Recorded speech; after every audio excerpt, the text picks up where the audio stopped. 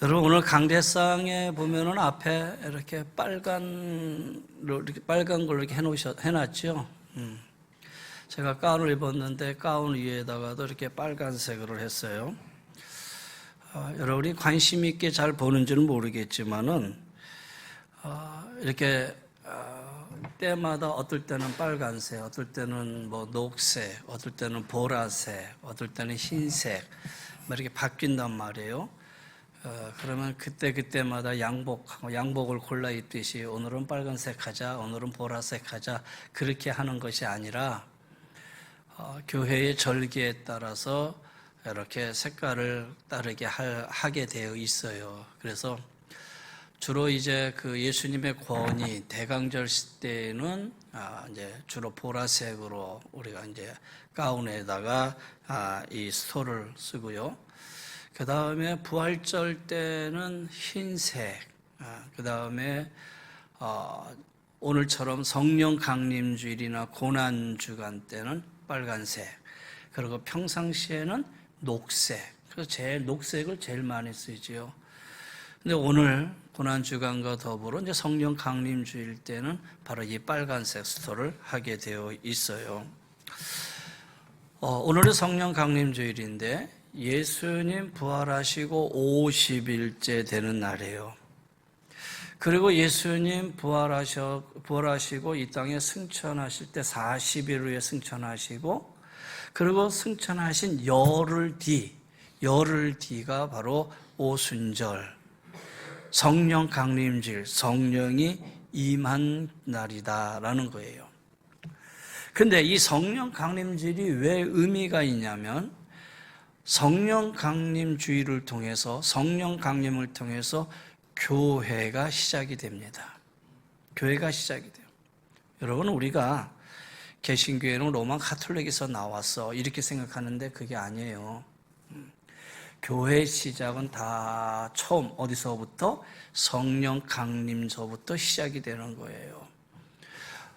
우리가 목사님들이 개척을 할 때에 어떻게 개척을 하냐면은 좀 뜻있는 분들, 목사님을 아시는 분들이나 가족이나 친지들이 모여가지고 우리 개척합시다. 그래가지고 모여서 예배드리고 개척 예배를 드리면서 교회가 시작이 되잖아요. 그런데 교회의 시작은 그렇게 된 게 아니에요. 우리 모여서 교회 합시다가 아니라 바로 1세기 때 그들이 모여서 열심히 기도했어요. 왜 기도했냐면 사도행전 1장에 보면 너희가 예루살렘을 떠나지 말고 성령이 임하기를 기도하라 그랬거든요. 그 말씀에 따라서 사람 120명이 마가다락방에 모여서 열심히 기도하고 있을 때에 성령이 임하시고, 성령이 임하심에 따라 자연적으로 그것이 교회로 시작이 된 거예요. 그러니까 우리 교회 합시다 해서 모인 게 아니라 그냥 성령이 임하심으로 자연스럽게 시작된 것이 바로 교회예요. 그래서 교회의 주인은 누구냐? 성령님이셔요. 할렐루야. 성령님을 교회의 주인이다라고 얘기하는 거예요. 자, 오늘 보십시다. 오순절 날이 이름에 그들이 다 같이 한 곳에 모였더니 그랬어요. 오순절, 바로 부활하신 50째 되는 날이라 그랬어요. 유대적으로 보면은 6월절 후 50째 되는 날이기도 해요. 그 오순절 날 그들이 한 곳에 모였다. 한 곳이 어디죠? 마가의 다락방이죠. 마가의 어머니 마리아의 집이었는데 우리는 흔히 마가의 다락방이라고 얘기합니다. 예루살렘에 그때 갔을 때에 그 마가 다락방을 본 적이 있어요.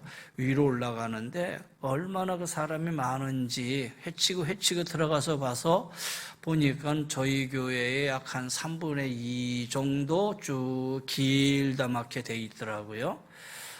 작은 공간은 아니죠. 왜 120명이 모여 있어 기도하는 곳이니까 바로 이 120명이 한 곳에 모여서 거기서 기도하고 있을 때입니다.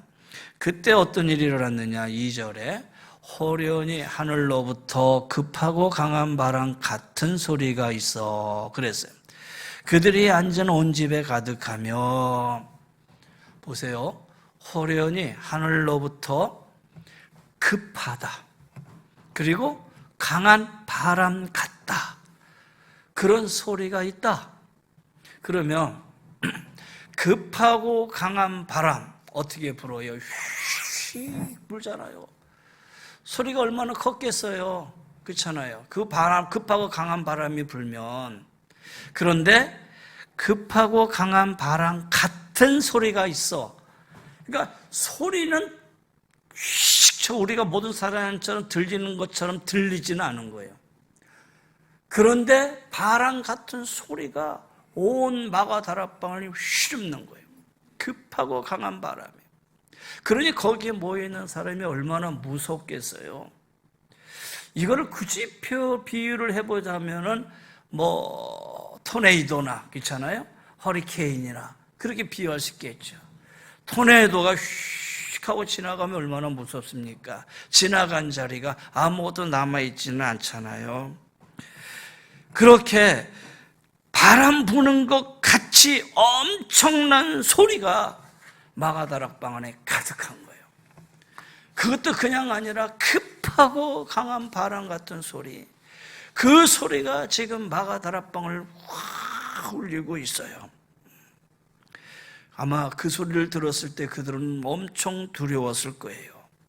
그리고 3절에 마치 불의 혀처럼 갈라지는 것들이 그들에게 보여 각 사람 위에 하나씩 임하여 있더니, 자, 불의 혀처럼 갈라진다. 마치라고 그랬어요. 마치. 다 표현되어지는 거죠. 불의 혀처럼 갈라진다. 이 말은 불은 하나로 내려오는데 내려오는 불이 나눠지는 거예요. 나눠지는 거예요. 다시 말해서 불이 하나로 내려오다가 여러 가지 불꽃으로 확 나눠지는 거예요. 그러면 여기 120명이니까 하나의 불로 내려오다가 이 불꽃이 몇 개로 나누어져요? 120개로 나누어지더니 120개의 불꽃들이 각 사람 한 사람에게 임했다 그랬어요. 그러면 불이 위에서 내려오는데 불의 혀처럼 갈라지는 것들이 다시 말해서 불이 위에서 내려오면서 싹 갈라지는데 정말 불이 내렸더라면 거기 있는 사람들이 다 타서 죽었겠죠. 그렇잖아요. 그런데 정말로 실제적인 불이 아니라 바로 불의 혀같이 바로 불꽃이 각 사람에게 임하는 그런 모습으로 표현하고 있어요. 그러니까 여기 성령의 임함을 바람으로 표현하고 불로 표현하고 있다라는 거예요.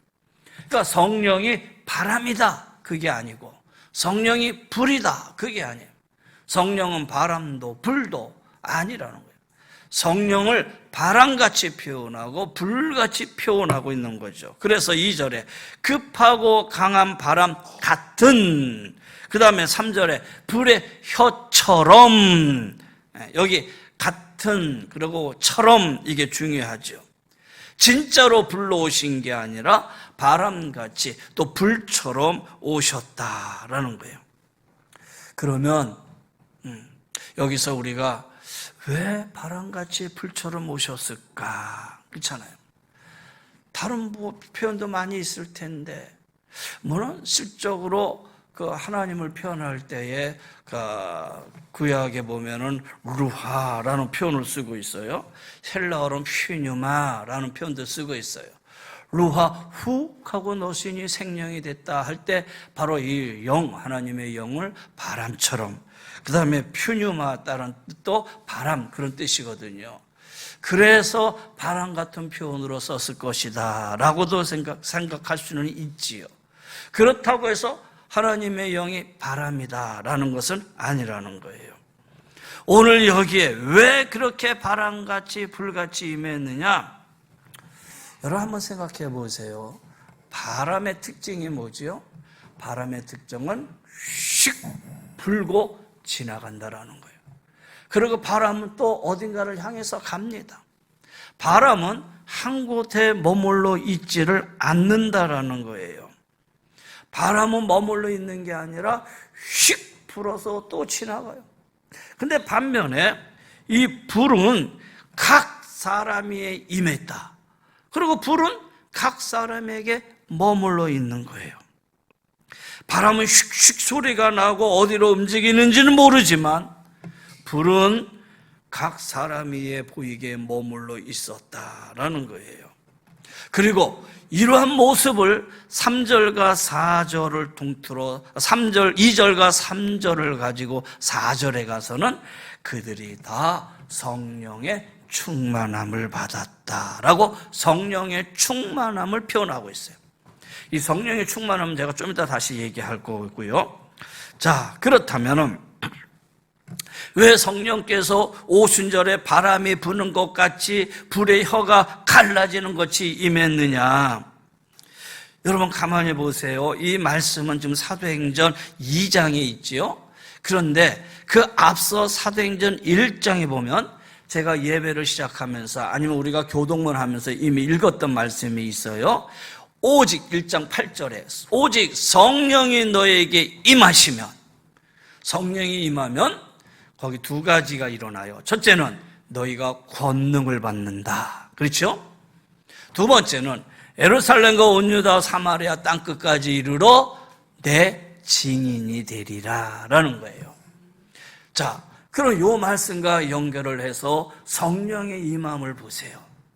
성령이 임했을 때에 바로 권능과 그리스도의 증인으로서 땅끝까지 복음을 전하는 데 있어서는 바로 권능이 임해야 되고, 그리고 증인으로서 나아가야 된다는 거예요.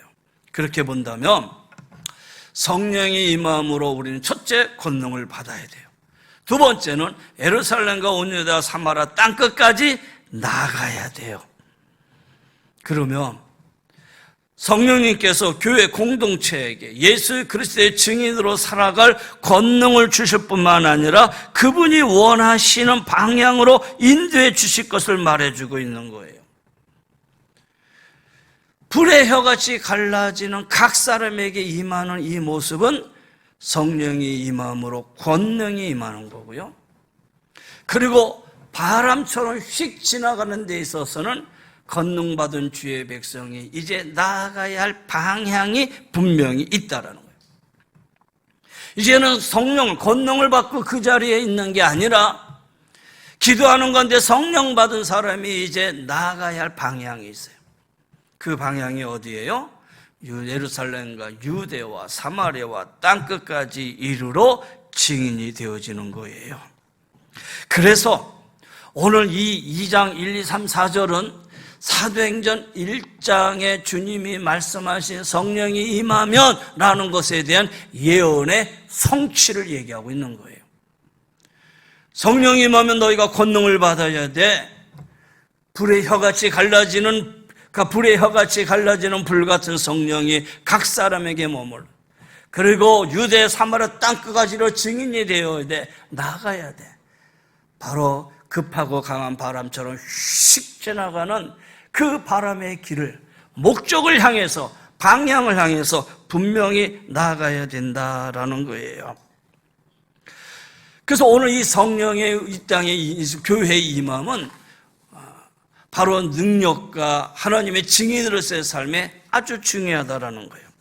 실질적으로 여러분 사도행전을 계속 읽다 보면은 예수 그리스도의 복음이 예루살렘부터 시작해서 유대와 사마리아로 나아가고 땅끝까지 나아가는 것을 볼 수 있지요. 예루살렘, 유대, 그들이 지렇게 싫어하는 사마리아, 그래서 에디오피아, 안디옥, 소아시아, 그리스, 그리고 마침내 로마로까지 복음이 전파가 돼요. 이런 과정을 지나는 동안 필요할 때마다 성령의 능력과 은사가 나타나지요. 그런 예수님의 복음은 로마에서 끝나느냐? 그렇지 않고 로마에서 유럽으로, 또 유럽에서 미국과 중남미와 아프리카로 전해지고요. 그리고 그 복음이 아시아로 전해지면서 오늘 한국 땅까지 다시 와서 150년 전에 이곳에 복음이 들어왔고, 그리고 그 복음을 받은 우리가 이곳에서 예배드리게 되는 거예요. 그럼 여기서 끝났느냐? 그렇지 않지요. 지금도 성령의 역사는 저 중앙아시아와 중동에서 복음의 역사는 지금도 급하게 강한 바람같이 각 사람이 머무르듯이 성령의 역사가 지금 임하고 있다라는 거예요. 그렇다면 오늘 이 시대에 성령님은 오늘 우리 은혜제일교회를 어디로 이끌고 계시느냐라는 거예요. 다시 말해서 성령은 지금도 교회를 이끌고 계신다라는 것이에요.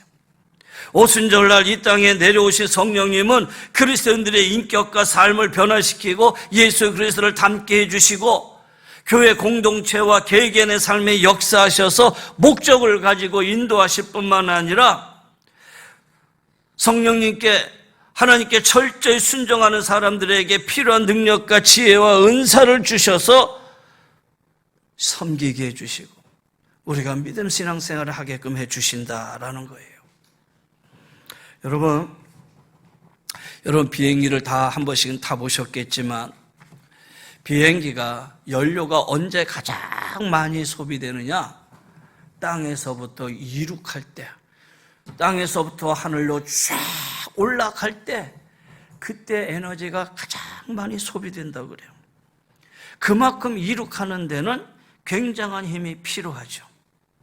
그런데 그 힘은 하늘을 날 때 필요한 것이지 땅에 서 있을 때나 갈 때는 사실 필요가 없어요. 오히려 움직이지 않는 비행기에 그런 힘이, 에너지가 가해진다면 그 비행기는 아주 위험하지요. 왜? 움직이지 않는 비행기에 그 에너지가 들어가면 오히려 비행기는 폭발된 위험이 있기 때문이라는 거예요. 그러므로 비행기가 날아가려면 어디로 날아가야 될 것인지 결정되어져야 돼요. 그 많은 에너지를 소비하면서 하늘을 향해서 올라갈 때는 이 비행기가 어디를 향해 가야 되는지 분명한 목적이 있어야 가는 것이지, 목적이 없이 여기서 많은 에너지를 소비해서 하늘로 떠봐야 의미가 없잖아요. 교회도 마찬가지. 교회는 성령의 능력이 필요해요. 그리고 동시에 교회가 나아갈 방향이 분명히 있어야 된다는 거예요. 교회가 나아갈 방향이 분명히 있어야 되는데 거기를 뒷받침해주는 능력이 없다면 소용이 없지요.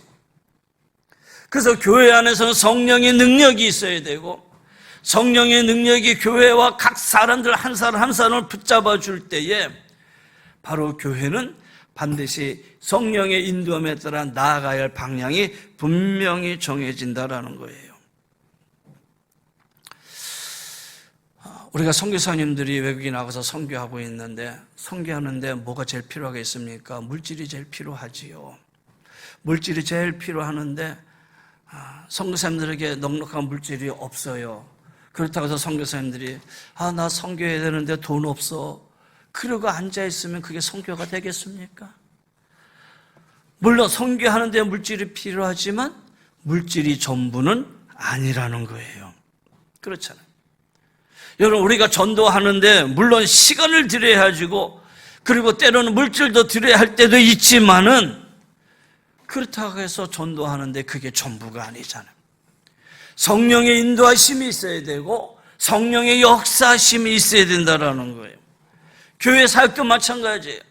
우리가 교회 사역을 하는데, 교회 사역을 하는 데서 이러한 일을 하는데 돈이 필요합니다. 물론 물질이 필요하지요. 그렇다고 해서 그 일을 하는데 물질이 전부는 아니라는 얘기예요. 왜? 그것은 본질이 아니기 때문이다라는 거예요. 교회는 성령의 능력에 따라 나아갈 방향을 가지고 나아갈 때에 누가 하시느냐? 성령님이 인도해 주시는 거예요. 그런데 여기에 성령이 임하셔서 성령의 능력을 받았는데 교회가, 아니면 성도 한 사람 한 사람이 그 능력을 가지고 성령의 인도하심에 따라 나아가야 되는데, 성령의 인도하심에 따라 나아가지 않고 엉뚱한 방향으로 나아가면 무슨 소용이 있겠어요? 그런 소용이 없지요. 세계에서 제일 빨리 달리는데, 제일 빨리 달리는 사람이 절벽을 향해서 달려간다면 그거 달려가봐야 아무 의미가 없잖아요. 운동 경기를 하는데 제일 빨리 달리는 선수가 돌아서서 막 상대방을 향해서 달려가야 되는데 거꾸로 돌아서서 자기 진영을 해서 달려간다면은 이거 어이없는 일이잖아요. 비행기가 이렇게 해서 내가 가야 하는 곳에 가야 되는데 빙빙 돌다가 다시 제자리에 온다면은 그 많은 에너지를 소비하고 무슨 의미가 있겠느냐라는 거예요. 여러분, 교회는 능력이 필요해요. 성령의 능력을 받아야 돼요. 그런데 그 능력을 가지고 올바른 방향으로 나아가야 돼요. 능력을 받고도 엉뚱한 방향으로 나아가다가 능력을 사용하지 못하고 오히려 능력을 소비되는 경우가 얼마나 많이 있는지, 그렇다면 이거 정말 안타까운 일이잖아요. 자, 4절에 그들이 다 성령의 충만함을 받고, 요 말을 하기 위해서 지금까지 얘기한 거예요.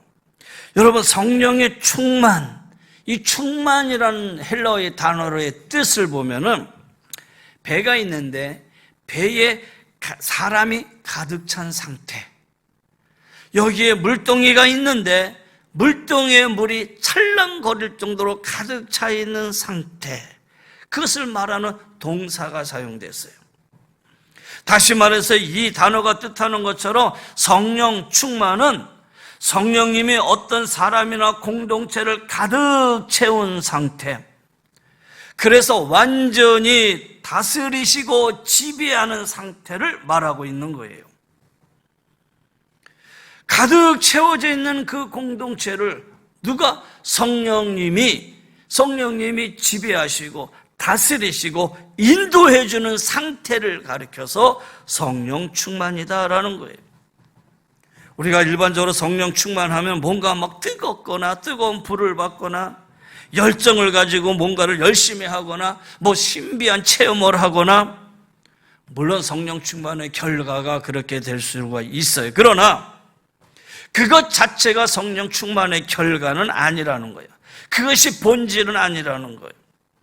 뜨거워지고 신비한 체험을 하는 게 핵심이 아니고, 성령님께서 성령님의 뜻대로 우리를 지배하시고 통치하시는 것이 성령 충만이다라는 거예요. 다시 말해서 하나님의 말씀대로 하나님의 뜻대로 살아가는 그 상태가 성령 충만이에요. 나는 과연 하나님의 말씀대로 하나님의 뜻대로 살아가고 있는가? 그렇다면 그는 성령 충만의 상태다라는 거예요. 아무리 뜨겁고 신비로운 기적을 일으키더라도 그것이 하나님의 뜻과 관계없다면은 여러분, 그건 성령 충만이 아니라는 거예요. 여러분, 우리가 기억할 것은 초대교회 성도들이 예수님의 명령에 순종해서 겸손한 마음을 비우고, 겸손히 모든 마음을 비우고 함께 모여 간절히 기도하고 성령을 기다렸을 때에 성령이 임하셨고 또 충만하게 역사해 주셨다라는 거예요. 이때 정말 특별한 사건이죠. 구약에서 신약으로 넘어가는 그런 순간이에요.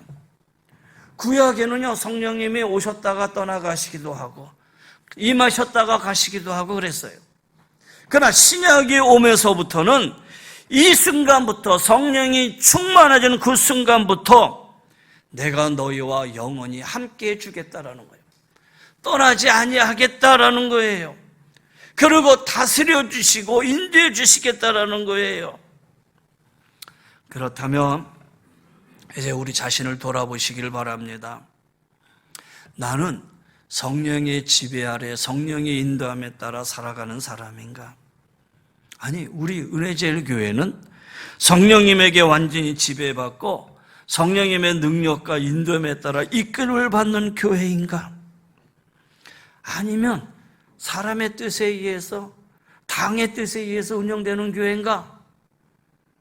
그렇게 돼서는 안 되겠죠. 우리가 시작할 때 삼일체 성가를 불러요. 삼일체 성가를 부를 때 하나님이 직접 창조하시고 예수님이 구속하셨고 성령님이 인치셨으니 우리가 성령님이라고 부르죠. 근데 언제부턴가 한국교회에서는 성령님은 성령님이라고 하지 않고 그냥 성령이에요. 그렇잖아요. 그리고 그냥 성령 충만 받으라. 성령 충만 받으라. 성령이 무슨 자기 종처럼 이리 가라면 이리 가고 저리 가면 저리 가는 것처럼 성령님을 그렇게 대하지 않았는가? 우리가 성령님의 역사는 우리 안에서 우리를 붙드시고 지키시고 인도해 주시는 삼위일체의 하나님이시다라는 거예요. 그런데 미국의 어느 신학교 총장이 한국교회를 방문하고 내린 평가가 있었어요. 그 평가는 이런 평가입니다. 한국교회가 아주 부흥하고 성장할 때인데 그분이 이렇게 얘기해요. 한국교회는 성령을 아주 강조합니다. 아주 좋습니다. 그러나 정작 성령과 동행하는 모습은 보이지 않습니다. 한국교회 목회자들이 대부분 하나님보다 앞서서 달려가는 것처럼 보입니다. 약간은 농담 비슷한 말이지만 뼈 있는 얘기죠. 귀담아 들을 필요가 있어요. 여러분, 우리는 어떻습니까? 나는 성령님의 통치를 받아 그분의 능력과 인도를 받고 살아가고 있습니까? 아니면 내 마음대로 살아가고 내 마음대로 결정하고 있습니까? 여러분의 인생에서 아주 중요한 결정을 내릴 때에 여러분 그 결정을 어떻게 내리십니까? 누가 결정을 내리십니까? 물론 내 문제는 내가 내리겠지요. 그러나 주님께 여쭤보고 성령님을 의지하면서 하나님의 뜻이 무엇인지 구하고 찾고 아뢰며 결정하는 거, 이거는 그냥 내 문제니까 내가 결정하는 거하고는 엄청난 차이가 있는 거다라는 거예요. 여러분, 그 ADHD라는 말 들어보셨죠? 그렇죠? ADHD가 뭐냐면은 주의력 결핍, 과잉 행동 장애, 그런 뜻이라고 그래요. 그래서 아이들이 주의력이 없어서 자기 맘대로 막 날뛰고 말도 안 듣고 할 때 혹시 ADHD 하냐? 그러잖아요. 근데 요즘은 아이들만 ADHD가 아니라 성인들도 이런 ADHD가 많다라는 거예요. 주의력이 결핍이 되면서 과잉 행동 장애를 일으켜요. 이거 쉽게 치유 안 되잖아요. 그래서 병원 가야 되잖아. 병원 가서 상담하고 약물 치료하고 그러면서 치유돼 가잖아요. 그런데 이걸 빗대어서 이 시대의 교회가 JDD다라는 거예요. 이게 뭐냐? 예수 결핍장애라는 거예요. 오늘 교회가 JDD, 예수 결핍장애의 심각한 병에 걸렸다. 이 말은 뭐냐? 왜 예수의 교회에 예수가 없느냐라는 거예요. 분명히 교회인데 교회 안에 예수가 없어. 분명히 나는 예수를 믿는데 내 안에 예수가 없어. 나는 믿음의 사람이라고 고백하는데 정작 나는 믿음에 따라 살아가는 사람이 아니다라는 거예요. 예수님을 믿는데 사람 안에 예수님이 안 계신다라는 거예요. 교회 안에 예수님이 안 계신다는 거예요.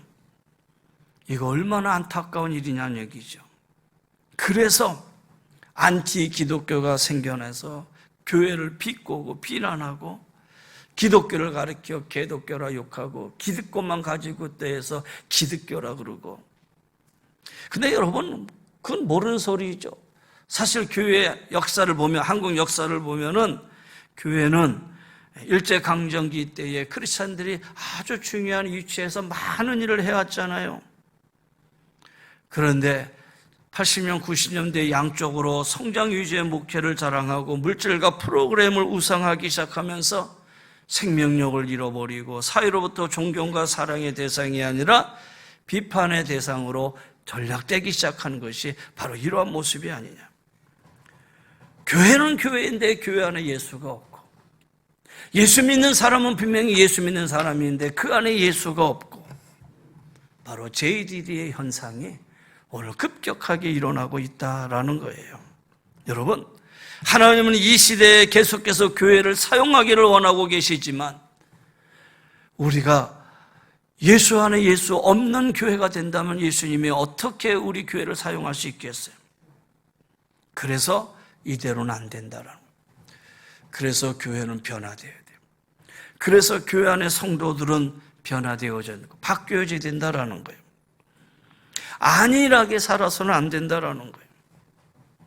여러분, 우리가 이제 코로나도 이제 지나가고, 근데 이 코로나 3년을 지나가면서 한국교회 가장 큰 문제가 뭐냐면 많은 사람들이 신앙에 대한 관심을 잃어버렸다라는 거예요. 예배에 관심을 잃어버렸어요. 오히려 다른 것들에 대한 관심이 더 많아졌어요. 그러다 보니 하나님을 향한 예배와 성도들 간의 교제가 끊어졌어요. 이전보다 관심이 덜해요. 이전에는 그래도 비판도 하고 서로 다투기도 했는데 오히려 그럴 때는 괜찮잖아요. 관심이 있으니까. 그런데 이제는 관심이 없으니까 무슨 일이 일어나도 상관이 없어 한다는 거예요. 무서운 현상이죠. 무서운 현상. 오늘 예배 마치고 이제 4분의 2분기 직원회 할 텐데 직원회 합니다. 다 나가. 앉아있는 사람 장로님하고 몇 분만 앉아있어. 여러분, 그냥 뭐 2, 3분, 그냥 10분 하고 끝나면 저는 돼요. 근데 생각해보면 믿어주는 것에 대해서는 감사함이 있는데 관심이 사라졌다. 관심이 사라졌다. 옛날 같지 않더라. 교회가 어떤지, 그래도 교회가 무슨 일을 해왔는지, 그리고 교회의 재정은 얼마나 차여졌는지, 그 안에서 나는 무엇을 해야 되는지, 그런 관심들이 점점점 사라지는 시대가 되고 말았다라는 거예요. 여러분, 지금은 변화가 필요할 때입니다. 개인적으로는 안일하게 살아서는 곤란합니다. 안일하고 편안하게 안주하고 있다가 갑자기 예수님 만나면 어떻게 하시겠습니까? 여러분 준비되어 계십니까? 불같은 성령이 임하시기도 기도하겠지만 무엇보다도 내 안에서 내가 차지하고 있는 성령님의 자리를 내어드릴 필요가 있다는 거예요. 내 안에 성령님의 자리입니다. 이 자리를 성령님은 앉으시옵소서 비워드려야 되잖아요. 그리고 그분의 인도함을 받으셔야 돼요. 교회가 그래야 되고 각자 성도가 그래야 되고 자신의 것을 내려놓고 성령의 인도함을 받아야 된다는 거예요. 그것이 바로 성령 충만함이다라는 거예요. 교회 장로님이나 권사님들은 적어도 기도하시는 분들이 되어야 돼요. 어떻게 우리가 기도하지 않고 하나님의 교회 일들을 막 결정하며 나갈 수 있겠느냐라는 거예요. 그래서 교회 중직자들은 기도하는 중직자들이 되어셔야 된다라는 거예요. 왜 새벽 기도를 하고 왜 평소에 말씀을 묵상하고 살아야 되느냐? 왜 1년 내내 교회가 새벽에 불을 끄지 않고 새벽 예배를 드려야 되지 않느냐? 그렇지 않으면 자기 마음대로 가기 때문이다라는 거예요. 어떻게 하듯이 간에 하나님의 말씀을 묵상하고 읽고 하나님 앞에 늘 기도하면서 애쓰고 나아갈 때에 하나님이 무엇을 원하시는지 깨닫게 되고 배우게 되잖아요. 그러면 하나님의 능력도 받고 하나님 원하시는 방향으로 나아가게 되는데 그렇지 않으면 엉뚱한 방향으로 나아가게 된다라는 거예요. 그래서 우리가 늘 하나님 앞에 기도하며 나아갈 때에 성령 충만해서 예수 그리스도의 참된 제자로 살아갈 수가 있고 주님이 기뻐하시는 교회로 나아갈 수가 있는 거예요. 사랑하는 성도 여러분, 성령 충만하시기를 주의 이름으로 간절히 축원합니다. 우리 안에 성령님 임하시옵소서. 여러분 기도하시기를 바랍니다. 성령님이 임하시면 내 안에 성령이 임하셔서 나의 심령을 조명하셔서 내가 갈 길을, 내가 이루어야 할 길을 성령님이 인도하시고 보호하시고 나는 그 앞에 기도하며 그 말씀에 따라 순종하며 나가는 삶을 가르쳐서 성령의 충만한 삶이다라는 거예요. 그래서 기독교적 교리는 성령 충만보다는 성령의 조명함이다라고 얘기를 합니다. 교리적으로는.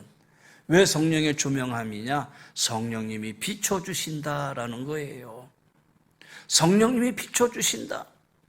내 갈 길을, 내가 해야 할 일을, 내가 무엇을 어떻게 결정해야 될 것을 내가 하는 게 아니라 성령의 조명, 성령님이 지키시고, 성령님이 비춰주시고, 지키시고, 인도해 주신다라는 거예요. 말씀을 정리합니다. 여러분, 성령 충만하시기를 주의 이름으로 간절히 축원합니다. 그래서 하나님께 쓰임받는 존귀한 성도, 우리 은혜제일교회가 성령의 충만함을 받고 교회가 교회 본질로 나아가는 길에 분명한 목적과 방향을 가지고 나아갈 수 있는 우리 은혜제일교회가 될 수 있도록, 그리고 이 안에 성도님 한 분 한 분이 다 성령의 충만을 받고 권능을 받아서 여러분이 하나님의 인도하심에 따라 증인으로서의 삶을 살아갈 수 있는 우리 모두가 다 되시기를 주의 이름으로 간절히 권면하며 축원합니다. 기도하겠습니다.